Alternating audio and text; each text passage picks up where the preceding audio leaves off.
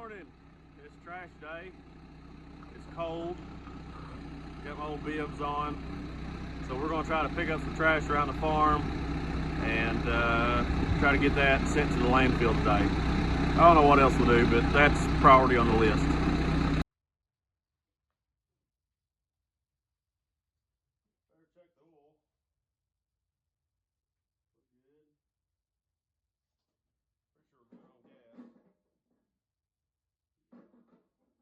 And if I decided that I need to pull some ditches before it rains,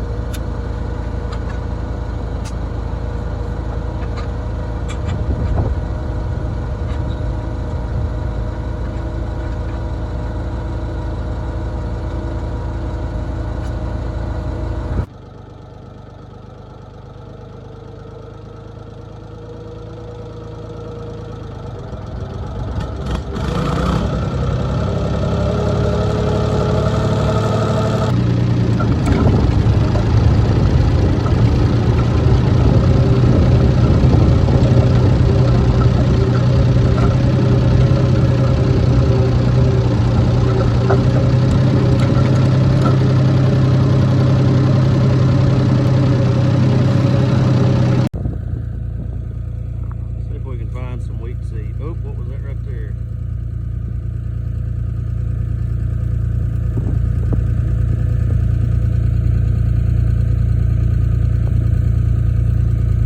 Look at that.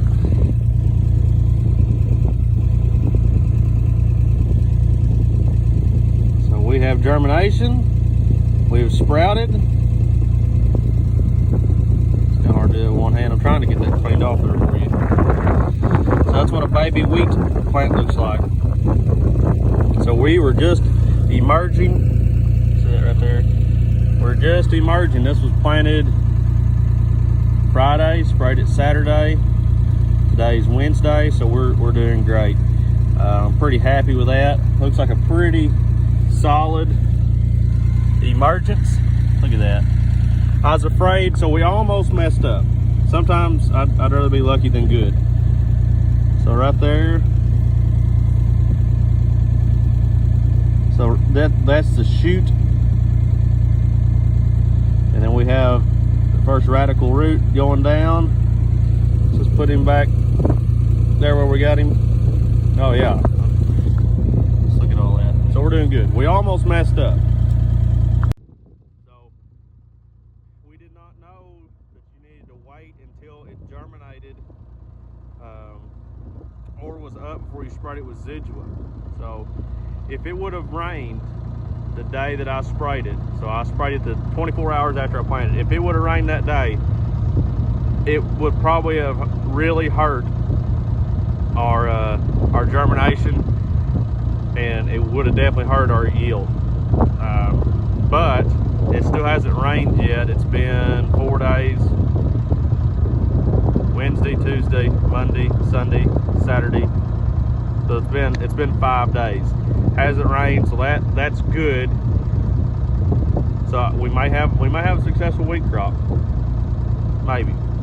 Now, the one negative of it not raining yet is that Zidua has to be rained in activated.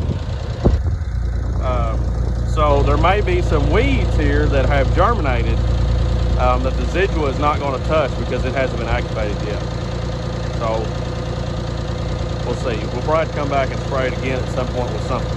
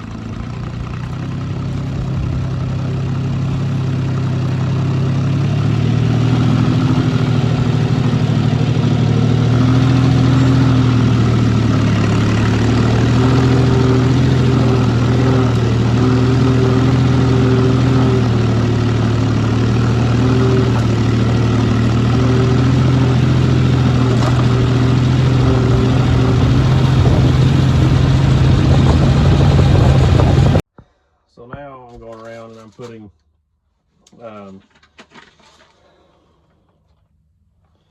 mouse poison, rat poison in the barns, mainly in the equipment like the combine, to get rid of any mice. I just scooped up a bunch of grain that I spilled yesterday when I was loading that drill, or 2 days ago. Try to eliminate some of the mouse problems. And the cabs, we put this, or I put this. So I got that at our local case implement dealer. It's called Grandpa Gus's. I think they have a website. Yeah, I don't know. Yeah, Grandpa Gus's mouse repellent. It's got cinnamon and mint in it, and it works really good. It really does. And it's not a poison; it's a repellent, so it keeps them out of the cab.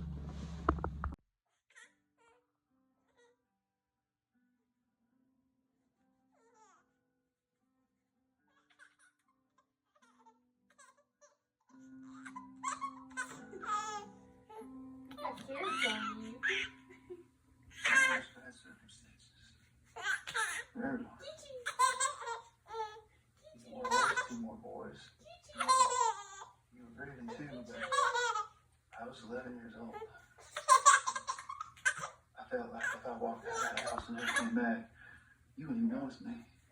Let alone miss me.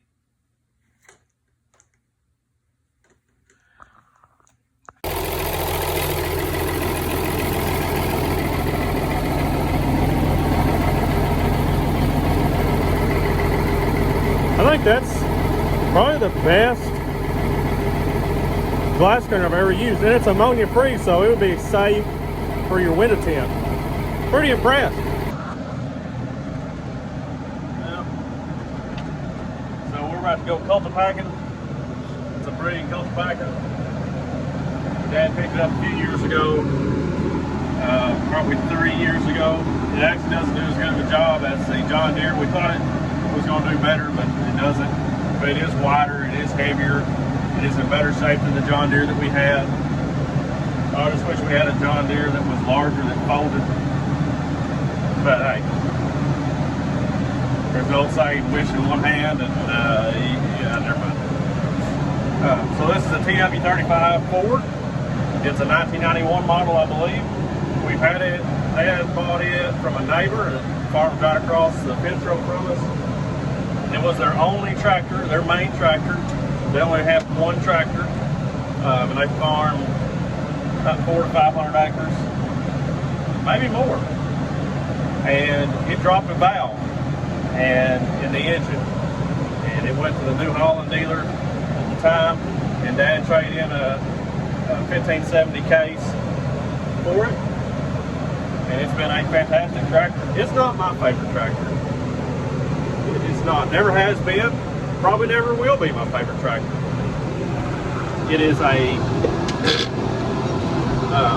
standard shift tractor. It's about 175 horsepower. It has big rubber on it. I guess Dad bought that when I was about 13, and he put big tires on it. Well, not big tires, but he put brand new R2 rising canes. It will mud really well. It's got a lot of tread. It's got a lot of tread. Rough riding. I mean, I'm bouncing down the road. It's got, somehow, it's almost like there's an axle bend, but it's not. It's all in the tires, and it's been like this ever since those new tires were put on it. It's got new rubber on the front this year. This used to be our main large pulling tractor. We used to disc with it. Be our main discing tractor, and it turned into be our main planting tractor. And now, I'm so glad he did this. Talk him into it. So, this last growing season, it has been our main cultipacking tractor. So we cultipack with this cultipacker before we plant. And the reason I wanted, and I tried talking him into doing that so hard, is because with planting, there's a lot of changing gears, backing up, pulling forward, getting in the corners, and with this standard shift transmission, that was kind of a pain. So got that new 4640 and put it on the planter because it's a perfect match, and then put this on the cultipacker because you just go put it in the gear and you just roll in that same gear all day long. And this tractor's perfect for that. It put Will is the main one that cultipacks. They put him in a cab tractor instead of being on that 1155 Massey. So I think it made his life a little easier. Of course, the radio doesn't work in this one. Yeah, we put a brand new radio in it. That's one of those deals. If you're pointing in the right direction, sometimes it'll work. Might be an antenna issue, who knows, but I think it's just a problem with our farm. So this field is the only field that we have that's been precision leveled. It's been a while. I was probably 7 years old, so it's been at least, maybe longer than that, probably at least 20 years since it's precision leveled. From that corner up there to this back corner, there's 6 foot of fall. We have watered this field out of the creek before, and what we're doing now is that this gets the combine ruts out. Over here, the rust rot is bad. And I'm coming back with a cultipacker, and I'm just packing that smooth to keep that 6 foot of fall and all that water coming across, keep it from eroding our soil away. So that's what I'm doing right here. So the cultipacker does a great job. A lot of people don't cultipack anymore because they don't want to pack the soil. We're still doing it. It still works for us. Here's my office for this afternoon. Spent all morning in the house emailing parents, emailing students, putting in grades. Outside, I need to come outside and get some fresh air. Here's a cab of the TW35. 2 hydraulic remotes, lift arms, PTO, pretty basic stuff. 4-speed with high and low, and then a TA right there. So I guess you could say you have 16 gears, big long hood.